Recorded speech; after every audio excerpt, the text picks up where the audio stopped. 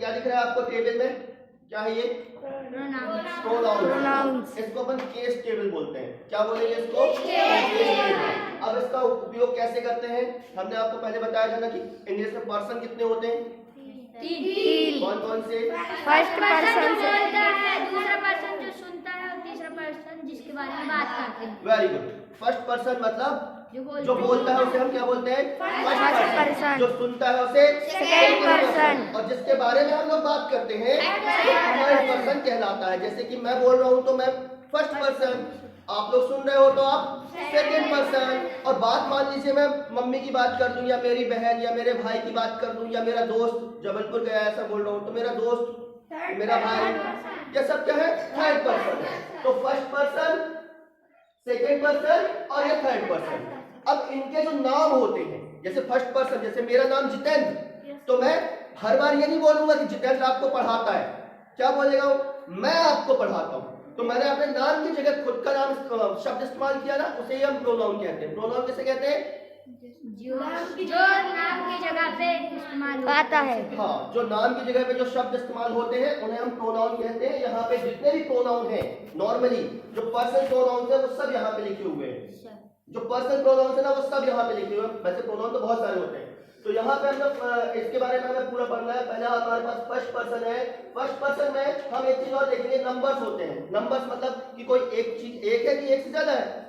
एक है या एक से ज्यादा है? जैसे बोलने वाला यदि कितना हुआ? एक, तो वो फर्स्ट पर्सन सिंगुलर नंबर कहलाएगा।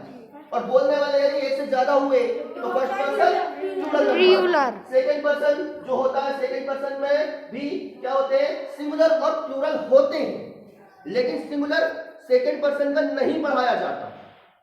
सिंगुलर क्या होता है? सेकंड पर्सन का सिंगुलर होता है दाऊ, लेकिन हम उसका यूज नहीं करते, इसलिए मैंने यहाँ पे नहीं लिखा है। ठीक है, यू को ही हम सिंगुलर की तरह भी ट्रीट कर लेते हैं, प्लूरल की तरह भी ट्रीट कर लेते हैं। यू को यदि एक है तो भी हम यू बोल लेते हैं, और एक से ज्यादा है तो भी हम उसे यू बोल लेते हैं। ठीक है, तो यहाँ पे सेकंड पर्सन का भी हो गया। थर्ड पर्सन में भी सिंगुलर और प्लूरल होते हैं। थर्ड पर्सन में सिंगुलर में हम इसको थोड़ा सा इस तरह से डिवाइड करते हैं। लड़के के लिए अलग इस्तेमाल हो जाता है शब्द, लड़की के लिए अलग इस्तेमाल हो जाता है, और यदि कोई कॉमन जेंडर या न्यूट्रल जेंडर होता है उसके लिए एक अलग शब्द इस्तेमाल कर लेते हैं। ठीक है, तो यहाँ पर क्या हो जाएगा? मैस्कुलिन जेंडर, तो मतलब यदि लड़का हुआ तो हम अब यहाँ पे देखें इनके केस 1 2 3 4 5 कॉलम्स दिख रहे हैं। तो पहला कॉलम आपको दिख रहा है सब्जेक्टिव कॉलम, सेकंड दिख रहा है ऑब्जेक्टिव प्रोनाउंस, है ना, थर्ड है पजेसिव एडजेक्टिव और पजेसिव प्रोनाउंस और रिफ्लेक्सिव प्रोनाउंस। तो सब्जेक्टिव प्रोनाउंस का मतलब यह हुआ कि आप इस कॉलम का इस्तेमाल किस चीज में करेंगे? सब्जेक्ट की जगह पे। जब आप कोई सेंटेंस बोलने वाले होंगे ना, तो सेंटेंस में जब आपको बोलना है तो आप इसे सब्जेक्ट की जगह पे इस्तेमाल करेंगे। जैसे कि मैंने बोला वह जा रहा है, तो वह जा रहा है से क्या पता चला कि कोई लड़का है। तो लड़का है तो, और वो कितना है? एक ही है, तो हम यहाँ पे ये वाला कॉलम यूज करेंगे।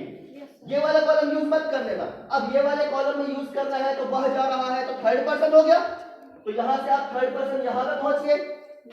फिर किसमें पहुंचे? सिंगुलर नंबर में ही है, क्योंकि वह जा रहा है मतलब एक है। अब जा रहा है तो मतलब लड़का है, इसलिए क्या लगाएंगे?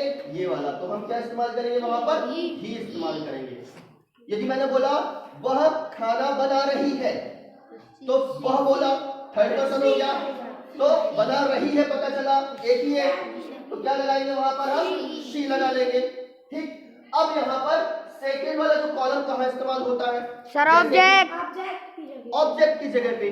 जैसे कि मैं बोल रहा हूं, जैसे मैंने बोला कि मैं तुम्हें पढ़ाता हूं, मतलब ऑब्जेक्ट मतलब जो कोई काम होता है ना, तो उस काम का फर्क जिसे भी पड़े या जिसके लिए वो काम किया जाता है, उस चीज को या उनको हम क्या कहते हैं? ऑब्जेक्ट कहते हैं। जैसे कि मैं तुम्हें पढ़ाता हूं, तो मैं सब्जेक्ट हो गया और तुम्हें ऑब्जेक्ट हो गया। तो यहां पर हम क्या करेंगे? ये वाला कॉलम यूज करते हैं। कौन सा वाला? ऑब्जेक्टिव प्रोनाउंस का कॉलम यूज करते हैं। तो मैं यहाँ पे बोलूंगा मैं तुम्हें पढ़ाता हूं, तो क्या बोलना पड़ेगा? मैं तुम्हें पढ़ाता हूं। ठीक है, तो आई टीच यू। यहाँ वाले कॉलम से आई लोगे और यहाँ वाले कॉलम से यू लोगे। ठीक है, जबकि दोनों जगह यू तो लिखा है, सेम होता है, लेकिन मैं आपको बता दे रहा हूं कि ये वाला यू लिखा गया है वहां पे।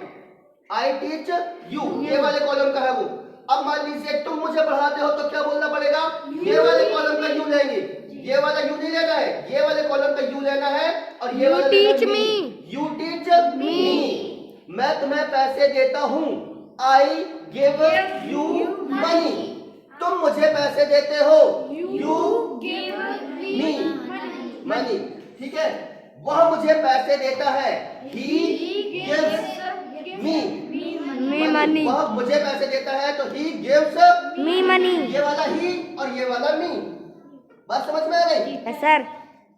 ऐसे ही शी, वह मुझे पढ़ाती है, तो क्या बोलना पड़ेगा? She teaches me. मैं उसे पढ़ाता हूँ, तो मैं I teach her. I teach हर। कौन सा वाला हर आएगा? ये वाला। इसमें भी दो हर है, लेकिन ये वाला नहीं लगाना, ये वाला लगाना है। इसमें आप देखिए पजेसिव एडजेक्टिव्स में, पजेसिव एडजेक्टिव्स का मतलब ये हो जाता है कि इनके बाद में कोई ना कोई चीज आपको लिखना ही पड़ेगा। जैसे कि माय के बाद में आपको पेन लिखना पड़ सकता है, माय ब्रदर लिखना पड़ सकता है, मतलब माय अकेले नहीं लिख सकते हैं, इसमें ये बात ध्यान रखिएगा। ठीक है, ये वाला कौन सा पजेसिव एडजेक्टिव है?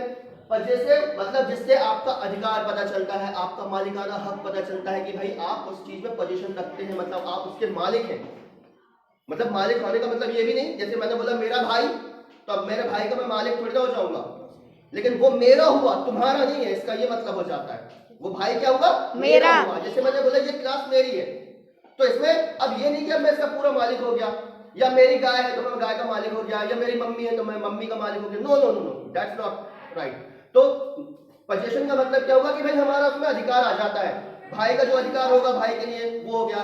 अब जैसे मेरी मम्मी है तो मेरी मम्मी पे जो मेरा अधिकार होगा वो आपका अधिकार नहीं होगा, जो मेरे पापा पे जो आपका मेरा अधिकार है वो आपका नहीं होगा। तो वहां पे हम इन कॉलम का यूज करते हैं। तो यहाँ पर आप देखिए, यहाँ पे सबकी हिंदी लिखी हुई है, बताने की बार बार जरूरत नहीं है ना। आई, मैं, देखो टोटल कितने हो गए? I, we, you, he, she, it और प्लूरल हो गया तो दे। जिनके बारे में हम बात कर रहे हैं यदि वो एक से ज्यादा हुए तो हमने क्या इस्तेमाल कर लेंगे? दे इस्तेमाल कर लेंगे। Very good. अभी इस तरह से इन्हीं का ऑब्जेक्टिव केस लिखा है, फिर पजेसिव एडजेक्टिव्स है, और फिर पजेसिव प्रोनाउंस है, और लास्ट में रिफ्लेक्सिव प्रोनाउंस है। मतलब जो सब्जेक्ट जो काम करेगा ना, उस काम का असर उसी पे वापस आएगा, तो उसे हमें रिफ्लेक्सिव प्रोनाउन के अंतर्गत पे रखते हैं। जैसे कि मैं खुद को पढ़ाता हूं, तो क्या बोलना पड़ेगा? I teach myself. मैं खुद बाजार जाता हूं, आई गो टू मार्केट मायसेल्फ। बात समझ में आ गई? ये माय के लिए जैसे इस्तेमाल हुआ है ना, वैसे वी के लिए भी हो जाएगा। हम खुद बाजार जाते हैं, we go to market ourselves. ठीक है, ये कॉलम भी समझ में आ गया। ये कॉलम जो होता है, इस कॉलम में आप किसी चीज के नाम नहीं लिखेंगे, दोनों लगभग एक से हैं, दोनों में पोजीशन पता चलता है। इसमें भी पोजीशन पता चलेगा, इसमें भी पोजीशन पता चलेगा, लेकिन दोनों में बेसिकली अंतर ये है कि इसको लिखने के बाद में यदि ये इस्तेमाल कर रहा है ये कॉलम, तो कोई ना कोई आपको वस्तु का नाम, कोई चीज का नाम, या फिर जो रिश्ते होते हैं उनका लिखना जरूरी है। कि जैसे मैंने बोला कि मेरा दोस्त, तो दोस्त लिखना जरूरी है यहाँ पर यहाँ पर लिखना जरूरी नहीं है, इसमें नहीं लिखा जाएगा। जैसे कि मैंने बोला this is mine, mine, this is mine. अब इसमें पेन लिखने की जरूरत नहीं है, लेकिन यदि पेन लिखना होगा तो कैसे लिखेंगे? This is my pen, this is my लिखेंगे तो बोलना पड़ेगा पेन, और सीधा बोलना है कि ये मेरा है, ये मेरा है, तो दिस इज माइन। कभी पूछते ना, अरे भाई चाबी किसकी है? तुमने कहा सर दैट इज माइन, वो मेरी है। चाबी नहीं बोल रहे अपन, सीधा बोल दिए। क्या बोल दिए? That is mine. अरे ये गाय किसकी है? दैट इज माइन, या दिस इज माइन। तो ये इस्तेमाल कर लिया जाता है। बात समझ में आ रही है? Yes sir. क्या समझ में आया कि यदि हमें वस्तु का नाम लिखना है तो माय ये वाला कॉलम यूज करेंगे? Yes sir. और यदि नाम नहीं लिखना है, डायरेक्ट बोलना है, तो ये वाला इस्तेमाल होगा। हाँ, पजेसिव प्रोनाउंस, नहीं तो फिर पजेसिव एडजेक्टिव्स। पजेसिव एडजेक्टिव्स लिखेंगे तो क्या करना पड़ेगा? नाम लिखना पड़ेगा। This is your pen, this is your pen, इस कॉलम के हिसाब से। और या फिर बोल दिया this is yours, take it, ये तुम्हारा है, लो। पेन नहीं बोला मैंने, हिंदी में भी नहीं बोला, इंग्लिश में भी नहीं बोला, बात समझ में आ रही है? Yes, sir. हिंदी में भी नहीं बोला मैंने पेन, और इंग्लिश में भी पेन मैंने नहीं बोला। किसका इस्तेमाल किया यदि मैंने तो पजेसिव प्रोनाउन से इस्तेमाल करेंगे तो पेन बोलने की जरूरत नहीं है, और यदि इसका इस्तेमाल करेंगे तो पेन बोलने की जरूरत पड़ेगी। ठीक है, बात समझ में आ गई? Yes, ओवरऑल इसमें रखना नहीं है, सिर्फ क्या करना है, इसको समझना है। यूज करना है, और समझ के यूज करना है। बहुत ही आसान है। इन 1 2 3 कॉलम का बहुत ज्यादा इस्तेमाल होता है। और बेसिक चीजें समझ लीजिए। हमने आपको बताया था कि इंग्लिश और हिंदी में बेसिक अंतर यह होता है कि हिंदी में सबसे पहले क्या लिखा जाता है, सब्जेक्ट, फिर लिखी जाती है उसमें ऑब्जेक्ट, फिर लिखा जाता है वर्ब। किसमें? हिंदी में है। हिंदी में कैसा होता है, SOV, पर इंग्लिश में नहीं होता है ऐसा। इसमें सब्जेक्ट, फिर वर्ब और फिर ऑब्जेक्ट। ठीक है, तो वर्ब तो आप जानते ही हो, एक्शन वर्ड बहुत सारी आप लोगों को मालूम हो चुकी है अभी तक पे, है ना।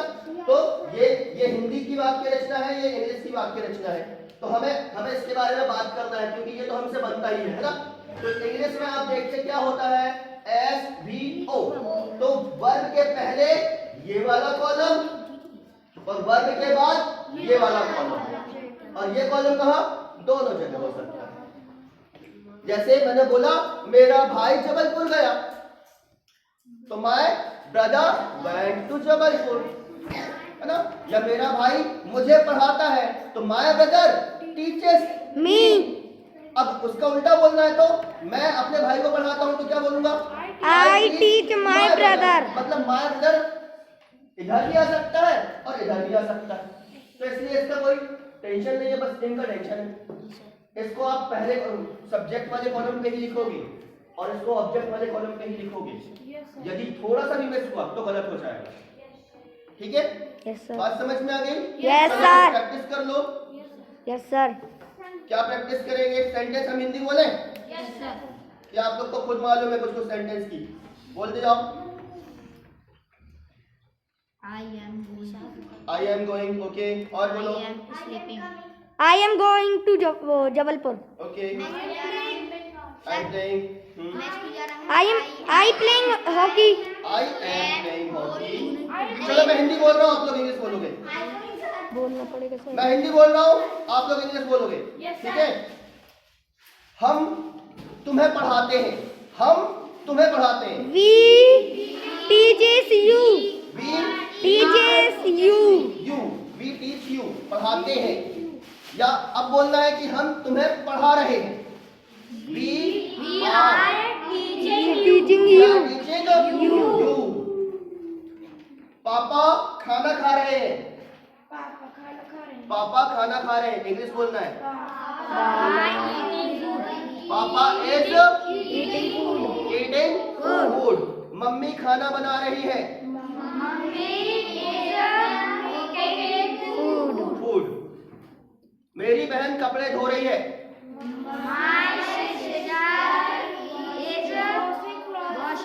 Washing Cloth। My sister is washing cloth. मेरा भाई टीवी देख रहा है, My brother watching TV। Watching Watching। Sir हमने बोला तो watching। टीवी। आ रही बात समझ में? मैं आलू छील रहा हूँ, मैं छील रहा हूँ ना। I am peeling potato। I am piling Potato। Potato Potato। छीलते नहीं है, इसलिए उसमें ES और लगा दो तो प्लूरल हो जाएगा, पोटैटोज। कितने छीलते हो? अथर। सर 2-3 छीलेंगे लेते हैं। एक तो छीलते नहीं होगे ना, तो क्या बोलेंगे, आई एम पीलिंग पोटैटोज। एक से ज्यादा हो गए। मैं मटर छीलता हूँ, I am peeling हाँ मैं मटर छील रहा हूँ, सॉरी, हाँ। peels। I am Peeling peels। Peeling Peels। Peas. Peas। Pea मतलब एक मटर। अब एक मटर कौन छीलेगा? मटर बहुत सारे होते हैं, तो पीस बोलना पड़ेगा, है ना।